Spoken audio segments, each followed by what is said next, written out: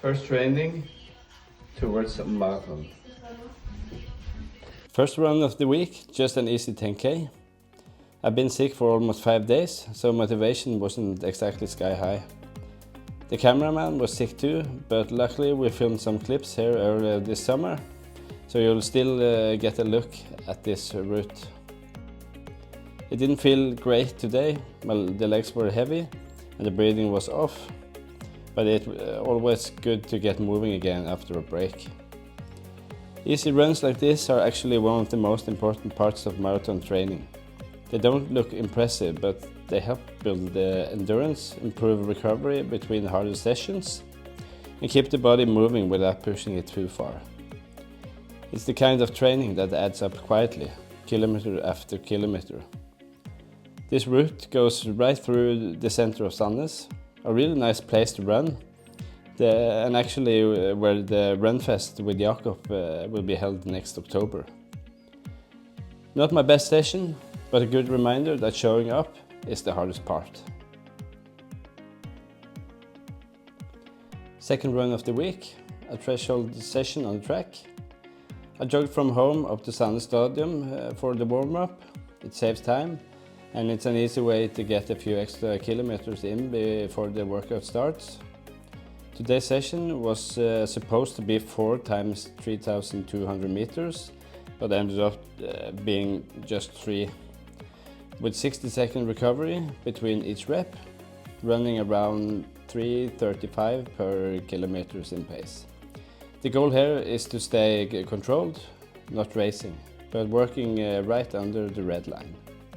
Threshold training usually means running at about 85 to 90% of max heart rate, high enough to build endurance, but not so high that you can't repeat it. But after being sick, this one felt a bit tough.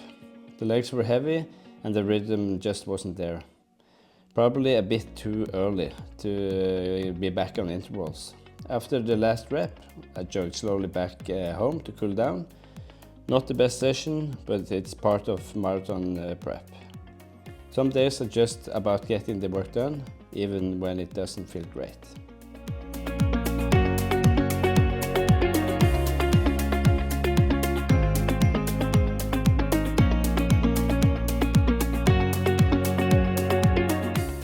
Day 3 of week 1. Just a 10k on the treadmill. Lungs still not great after being sick, and the legs felt pretty stiff. Nothing fancy today. 45 minutes, around 4:35 pace per kilometer. These are the sessions that don't look like much, but they keep the routine going. One more brick in the wall, I guess.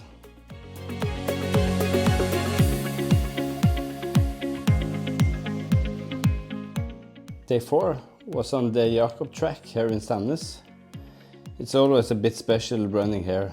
The track was actually a gift from the city of Sandnes to Jakob when he was Olympic champion in Tokyo. It's a gravel track besides Sandnes Stadium. The session was 6 times 6 minutes with a minute recovery between each interval. Pace around 3:35 per kilometer, steady but honest. I did everything on the track today, warm up, the intervals, and a 3k jog to finish it off. There's something nice about keeping it all in one place. No traffic, no distractions, just rhythm and focus. These kinds of workouts are where the real gain happens. Not about speed, but control. You're training your body to stay smooth when it starts to hurt, and to stay relaxed even when your breathing gets heavy. The legs still felt a bit flat, but it was good to find that groove again. Step by step, session by session, this is how the marathon shape starts to build.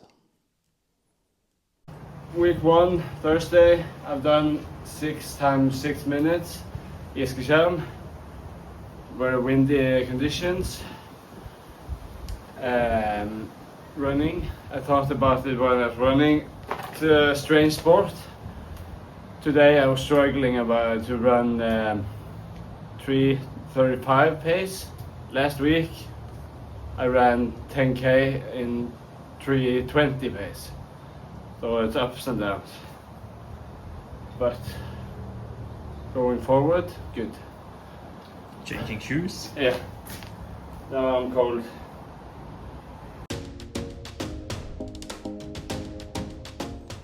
Week 1, Friday, 15 kilometers around Sandnes.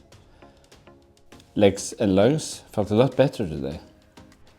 After being sick, I'm finally starting to get back to my normal easy day distance again, around 15k on the relaxed runs.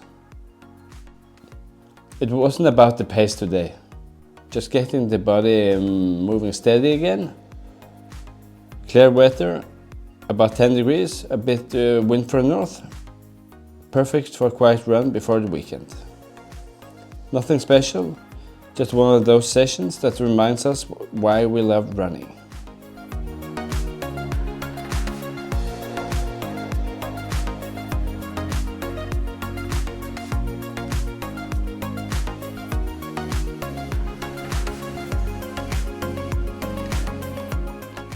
Day 6, running at Forus with a group.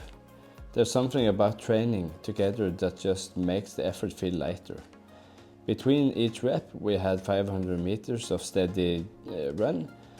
Not jogging, but keeping a moderate pace to stay sharp. Tough on the legs, but a solid marathon workout. Good company, good weather, and just the right kind of fatigue.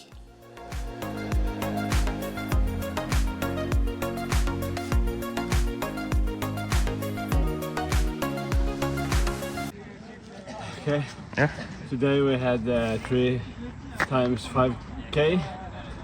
Easy, a bit faster, and not all out, but not far. Yeah, we run till we bleed. Perfect conditions, no wind. Good. A bit early in the morning on Saturday.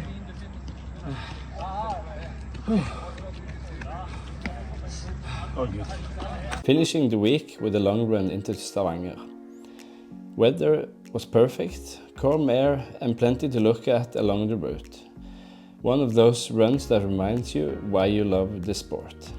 I spent part of the session behind the camera today, trying to capture what these long runs actually feel like. Steady rhythm, quiet focus and that slow burn in the legs.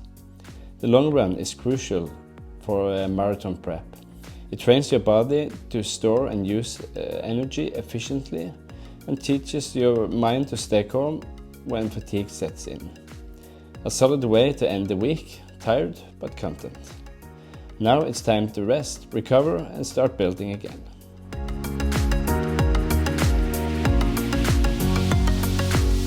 Alright, that's week 1 in the books and also the very first video in this series. It feels a little bit strange sitting here talking to a camera, but I guess that's part of going outside my comfort zone. I've spent many hours running, but not so many hours doing this.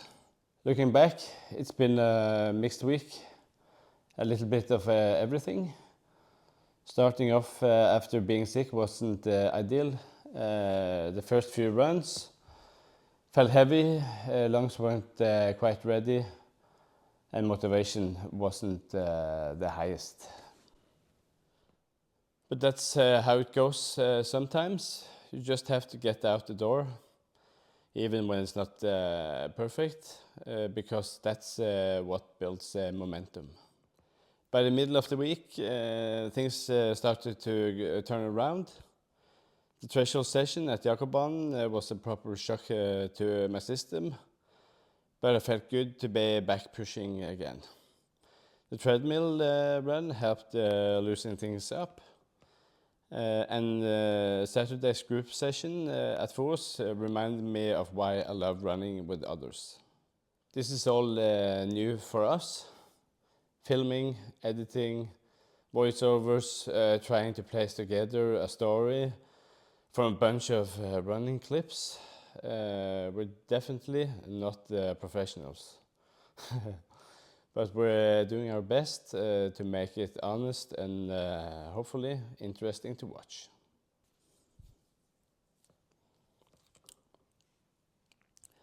For anyone who's want to dive deeper, all of the sessions from this week are up on my Strava with splits, routes and all of the details. If you got some questions about training or gear, I'll do my best to answer them here. Or you can write in the comments in Strava. Next week we got something special planned. There will be a guest joining for one of the sessions.